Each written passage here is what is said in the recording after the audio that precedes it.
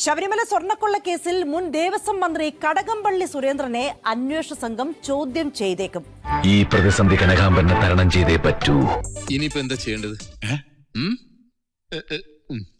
ഇനി ഒറ്റ വഴിയുള്ളൂ, സ്നേഹത്തിന്റെ വഴി. വേറെ കാര്യം വീണ്ടും കുത്തി കളക്കാനായിരിക്കും പരിപാടി അല്ലേ? അങ്ങനെ JCB ചെയ്യാൻ പറ്റില്ല. JCB ചെളി മാറ്റാൻ പറ്റും. നീ എന്താ കളിക്കുക? ഞാൻ കാണിച്ചു തരാം. ചവിട്ടി കൂട്ടി ഞാൻ പമ്മി. അപ്പൊ ഇപ്പോഴൊന്നും ഈ റോഡ് ഇടാൻ പറ്റൂല. അതേടാ, ഞാൻ നിനക്കൊരു ശല്യാന്ന് എനിക്കറിയാടാ. നിങ്ങൾ ഈ പണി ഇവിടെ നിർത്തി വെച്ചിട്ട് പോകേണ്ടി വരും. ഞാൻ വളരെ വളരെ സ്ട്രിക്റ്റ് ആണ്. മര്യാദയ്ക്ക് പെട്ടെന്ന് തീർത്തില്ലെങ്കിൽ പണി ഇവിടെ നിങ്ങൾ നിർത്തി വെച്ചിട്ട് പോകേണ്ടി വരും. നിങ്ങൾക്ക് ഒരു കോപ്പം ഉണ്ടാക്കാൻ പറ്റില്ല. ഞാൻ ഉള്ള കാര്യം പറഞ്ഞേക്കാം.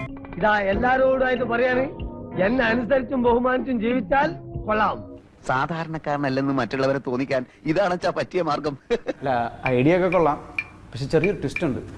പക്ഷെ ആ സൂക്ഷിച്ചൊന്ന് നോക്കിയാൽ ഞാൻ വെച്ചിരിക്കുന്ന കണക്ക് വേറൊരു ടൈപ്പ് മൈക്ക് വെച്ചിട്ടുണ്ട്. ഏതോ ഒരു ചാനലുകാരുമായിട്ട് പോയിട്ടാണ് ഈ പരിപാടി ചെയ്യുന്നത്.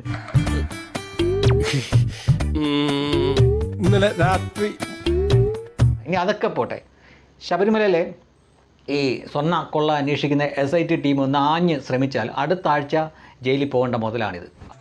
ഞാൻ നിരപരാധിയാണല്ലോ, സത്യം തെളിയും, സത്യമേത ജഗതേ ജയഹേ ജനതേ എന്നൊക്കെ പറയുന്നു. ഇത് വളരെ പ്ലാൻ ചെയ്ത പരിപാടിയാണ്. ഇത് കണ്ട ഏതൊരാൾക്കും മനസ്സിലാവുന്ന കാര്യമാണ്.